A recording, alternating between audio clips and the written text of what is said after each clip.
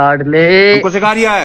ਅੱਜ ਕੱਲ ਸਾਡਾ ਉੱਠਣਾ ਬਹਿਣਾ ਜਿਹੜਾ ਨਾ ਉਹਨਾਂ ਲੋਕਾਂ ਨਾਲ ਨੇ ਜਿਹੜੇ ਟਾਈਮ ਆਏ ਤੇ ਕੁਰਬਾਨੀ ਵੀ ਦੇ ਦਿੰਦੇ ਨੇ। ਸੋਹਣਿਆ ਕਿਉਂ ਜੀ ਬਕਰਾ ਜੀ, ਕੀ ਹਾਲ ਜੇ ਤੁਹਾਡੇ? ਮੈਨੂੰ ਇੱਕ ਸਵਾਲ ਦਾ ਜਵਾਬ ਦੱਸੋ ਕਿ ਮੈਂ ਸੁਣਿਆ ਹੈ ਕੁਰਬਾਨੀ ਤੋਂ ਇੱਕ ਦਿਨ ਪਹਿਲਾਂ ਤੁਹਾਨੂੰ ਚੁਰੀਆਂ ਨਜ਼ਰ ਆਉਣ ਲੱਗ ਜਾਂਦੀਆਂ ਨੇ, ਇਹ ਗੱਲ ਸੱਚ ਹੈ? No response. कुछ तरीका है भीख मांगने का? हाँ जी बकरा जी, इधर आओ। इधर किधर जानते हो? लगता है इंटरव्यू तो थोड़ा जिहा घबरांदे ने, कॉन्फिडेंस थोड़ा जिहा वीक है बच्चे दा। ते अल्लाह खैर करे, हफ्ते तक कॉन्फिडेंस ठीक हो जाएगा। एक बकरे होर तो इजाफा हो चुके है। ये बकड़ा जेड़ा है ना, ये बकड़ा है साडे गवांढियां दा बकड़ा है। क्यों बकरिया है? बड़ा प्यारा बकरा है माशाल्लाह।